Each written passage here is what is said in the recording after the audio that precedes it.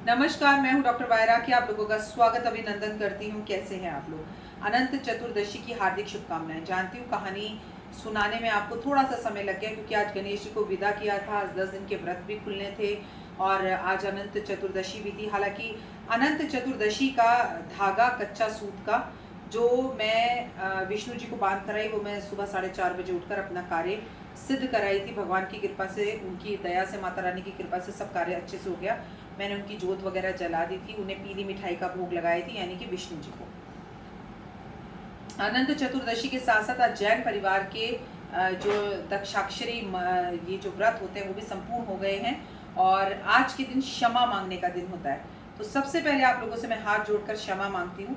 मेरे कर्म से, मेरे वचन से, मेरी बोली से, मेरी किसी भी बॉडी लैंग्वेज से, मेरी किसी भी बात से, मेरी किसी भी कहानी से अगर कभी किसी को मैंने कोई भी बात या दुख पहुंचाया हो तो कृपया आप मुझे क्षमा करें। और अब बात करते हैं अनंत चतुर्दशी की कहानी की। युधिष्ठिर की बात की जाए तो युधिष्ठिर काफी समझदार थे और जिंदगी के अंदर बहुत आराम से तरीके से फैसले लेते थे और पांडवों को संभाल कर रखते थे। लेकिन जब युधिष्ठिर ने अपना महल बनाया और बड़ा मायावी महल बताया जाता था, ये उसमें जो दिखता था छलावा होता था वो होता नहीं था और जो होता था वो दिखता नहीं था। उस महल के अंदर सबको निमंत्रण दिया गया और ये निमंत्रण दुर्योधन के पास भी पहुंचा। जब दुर्योधन उस महल में पहुंचा तो उस महल में छल था और वो छल क्या था? जहां पर पानी नहीं था वहां पानी दिखाई देता था और जहां पानी था वहां पानी नहीं दिखाई देता था। महल में प्रवेश करने के बाद ऐसा दुर्योधन को लगा कि आगे पानी है। उन्होंने अपनी धोती ऊपर उठाकर पानी में चलने की कोशिश करी तो वहां पानी नहीं था बल्कि वहां रंगोली थी और जहां पर रंगोली थी वहां पानी था, वो पानी में जाकर गिरे। ये देखकर द्रौपदी जोर जोर से अपनी सखियों के साथ हंसने लग गई और हंसी मजाक में ही उनके मुंह से निकल गया, अंधे का बेटा अंधा ही होता है। ये बात बहुत ज्यादा अपमानजनक थी और दुर्योधन के दिल में ये बात लग गई। घर वापस लौटे और घर वापस लौटने के बाद उन्होंने अपने मामा को और पिताश्री को सारी बात बताई।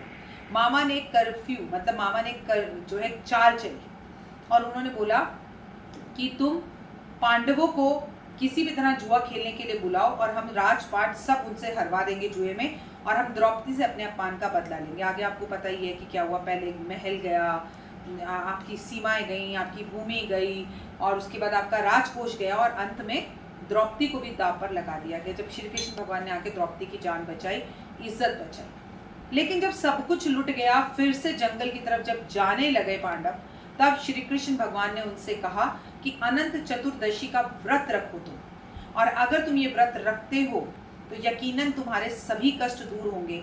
अपने पूरे भाइयों के साथ, अपने परिवार के साथ, द्रौपदी के साथ युधिष्ठिर ने इस व्रत को रखा और उनके सभी कष्ट दूर हुए। ना केवल कष्ट दूर हुए, अनंत चतुर्दशी की वजह से उन्होंने युद्ध में विजय भी प्राप्त करी, जो कि प्राप्त करना बिल्कुल नामुमकिन था।